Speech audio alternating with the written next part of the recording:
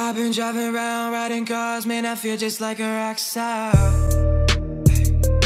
All my brothers. Hey, what's up guys, Fusionade here, and I'm back with a brand new video. So I decided to start up my PC build guide series once more, this time with a whole new season. It's that time of year again, when Black Friday and Cyber Monday are coming up soon, and people are going to be looking for PCs and PC parts for possible Christmas gifts. So, I mean, what better time to get back into the swing of things? In Season 2 of the PC build guide series, the PS4 Pro and Xbox One X are going to be the PC platform's biggest targets, as they are the most recent iterations of next-gen consoles, and they are extremely powerful. The prices are going to be hard to beat, but if you factor in the cost of online play and new games on the console side of things, this season of PC build guides will really highlight how much more cost-effective PC gaming can actually be, all while getting an arguably better gaming experience with thousands of games available.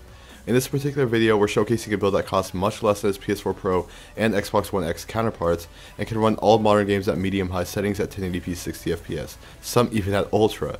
While this build isn't as powerful as, say, the PS4 Pro or Xbox One X, and isn't designed to play games at 4K, like I said, it is cheaper, and of course you can always upgrade at some point in the future. Anyway, without further ado, let's get straight into the video. For the CPU, I elected to go with the AMD FX 4300 3.8 GHz quad-core processor. The CPU isn't part of AMD's latest generation, but at less than $60, there isn't a better deal available on the market right now. You get 4 high-speed cores, which is great for multitasking, and allows the CPU to meet every game's CPU requirements. The CPU is overclockable too, but I wouldn't recommend it with this case and the cooling options we're going to have for this build. We'll be running the stock cooler. For the motherboard, I went for the very basic Asus M5A78L M Plus Micro ATX motherboard. Nothing much to say here, it gets the job done. For a very cheap Micro ATX motherboard, it's very impressive that it actually has 4 memory slots, which definitely future-proofs this motherboard so that you won't have to upgrade it in the near future. This is assuming, though, that the next CPU upgrade to still uses the AM3 Plus CPU socket that this motherboard features. At only $55, you cannot go wrong. For the RAM, I went with Team Dark's standard 8GB DDR3 1600MHz memory. It's only one stick, so it won't take up much space on the motherboard's memory slots. In this day and age, 8GB of RAM is pretty much the minimum you should have on your computer for any intensive gaming. The consoles have 8GB of RAM, so there's no reason your PC shouldn't either.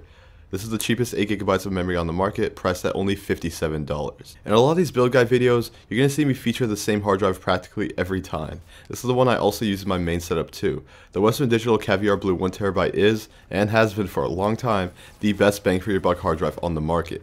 At only $45, you get 1TB of storage at standard 7,200 RPM speeds with a cache size of 64 MB, which is double the average. 1TB is good enough to store plenty of games, even with the ever-increasing game sizes nowadays, and you can always throw on an external drive should you ever need more space in the future. Now onto the most important part of any gaming PC, the graphics card. For this particular build, we're going to use the EVGA GTX 1050 Superclocked. This may not be the 1050 Ti, but this is by far the best value possible on the market. You're only paying $110 for this GPU, and it features 2GB of video memory, which is today's standard, and it comes clocked at a very high speed of 1.42 GHz, with the occasional boost up to 1.53 GHz when being used intensively. This thing only requires a very tiny 75 watts, which gives you leeway in budgeting for a power supply. It's also very small, so it'll fit in any sort of PC case, which again allows for leeway in budgeting. In terms of benchmarks, the GTX 1050 blows away extremely popular PC games like Overwatch and Grand Theft Auto, where it surpasses the 60fps mark at 1080p high settings. Truly an impressive feat for such a cheap graphics card. You'd be stupid to not pick this card at this price point. In terms of the PC case, I went for the very basic Rosewill SRM01 Micro ATX Mini Tower case. This is a very small and ugly case, but honestly, when you're going for a very cheap build, a $20 case is hard to pass by. You can't really afford to pay for looks at this point, especially when it will have zero effect on performance. Also, this PC case is very small, so if you wanted to load it with SteamOS or something and have this PC in the living room, it's more than doable. Lastly, we have the EVGA 430W 80+ certified power supply. This will only run you about $32 after a mail-in rebate.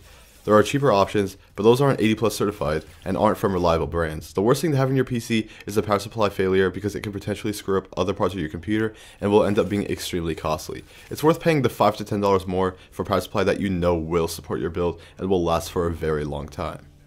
Anyway guys, that'll do it for the first episode of Season 2 of the PC Build Guide series. This build lands around like maybe the $350 to $380 price tag, depending on if you pay taxes where you are and what kind of deals you have available. Understand that prices are subject to change depending on when you watch this video, but I don't think they should change all that much.